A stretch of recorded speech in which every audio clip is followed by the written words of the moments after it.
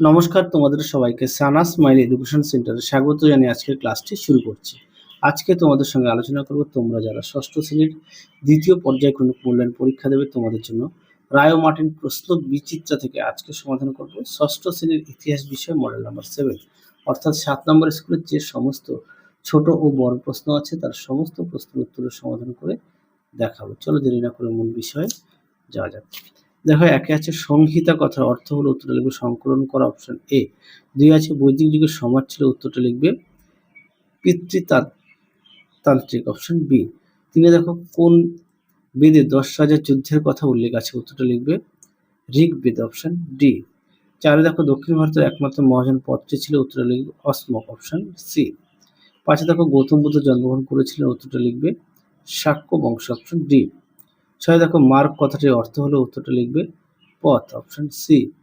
তারপরে দেখো সাথে কি আছে, সূত্রপিটক বিনয় পিটক সংকলন করা হয় প্রথম বৌদ্ধ সঙ্গীতে, অপশন এ। 8 দেখো আলেকজান্ডার ছিলেন, উত্তর লিখবে গ্রিসের শাসক, অপশন এ। 9 দেখো মেগাস্থেনিসের লেখা বইটি হলো ইন্ডিকা, অপশন বি।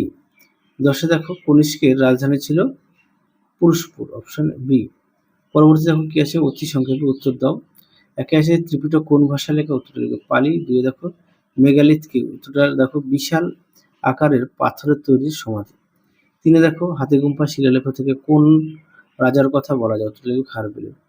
4 দেখো সুয়ানজাংয়ের লেখা গ্রন্থটির নাম কি, উত্তর লিখবে সিইউ কি। পরেরটা দেখো সত্য মিথ্যা কি আছে, একটা হবে মিথ্যা, 2টা হবে সত্য, 3টা হবে মিথ্যা, সঠিক উত্তর হবে ভাষাগত গোষ্ঠী।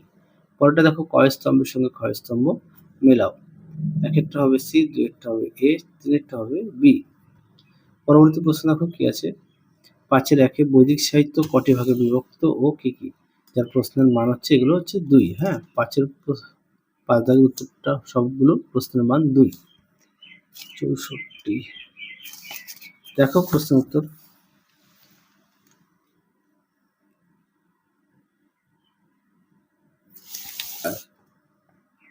পরবর্তী দেখো রত্নিন কাদের বলা হতো, দেখো রত্নিন এখান থেকে অবধি লিখবে উত্তরটি। পরবর্তী দেখো শ্বেতাম্বর কারা,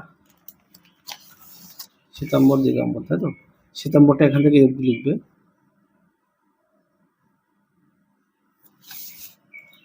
পরবর্তী দেখো পার্শ্বনাথ কে ছিলেন,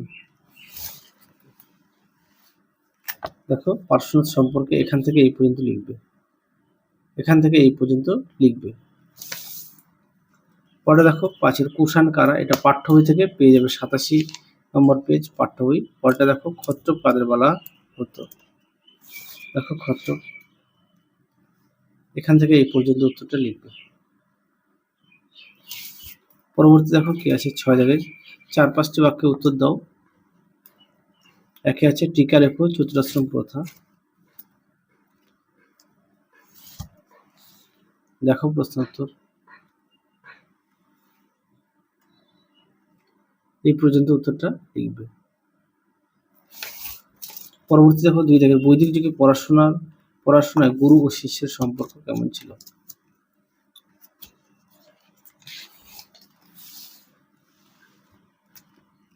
দেখো প্রশ্ন উত্তর সুন্দর করে দেওয়া আছে, তোমরা অবশ্যই পড়ে নিয়ে লিখবে।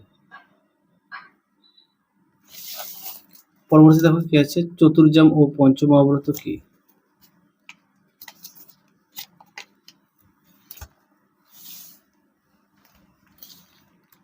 দেখো চতুর্জাম বলতে কি বোঝো,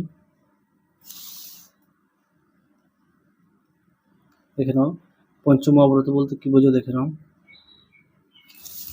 পরবর্তী দেখো কি আছে, ষোড়শ মহাজন পদ সম্পর্কে লেখো,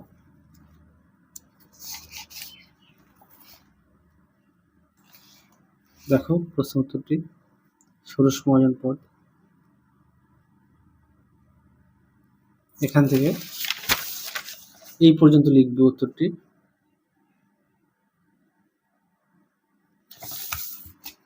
পরবর্তী দেখো 5-এর টিকা লেখো কনিষ্কের মূর্তি, এই প্রশ্ন উত্তরটি তোমরা পাঠ্য বইতে পেয়ে যাবে পৃষ্ঠা নম্বর 91। তারপরে দেখো নাসিক লেখার গুরুত্ব আলোচনা করো, দেখো নাসিক লেখো এখান থেকে এই পর্যন্ত উত্তরটা লিখবে। তোমরা দেখে নাও, আমি আর মুখে বললাম না উত্তরটি, তোমরা একটু দেখে নাও। যদি পারো খাতা একটু লিখে নিয়ে পড়বে। পরবর্তী দেখো 7 দাগের 7-1 ত্রিপিটক টিকা লেখো। দেখে নাও ত্রিপিটক, উত্তরটি এখান থেকে লিখবে, এই পর্যন্ত লিখবে।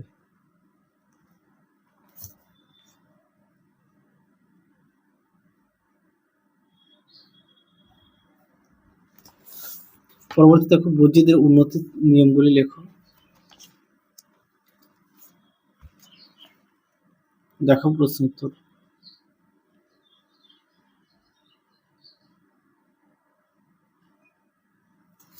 পরবর্তী দেখো টিকা লেখো অশোকের ধর্ম, এটা পাঠ্য বইতে সুন্দর করে দেওয়া আছে, পৃষ্ঠা নম্বর 86, তোমরা দেখে নিও।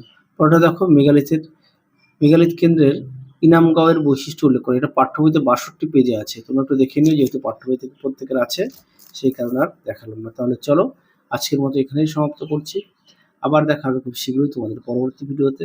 তোমরা সবাই সুস্থ থেকো, ভালো থেকো, আজকের মতো টাটা।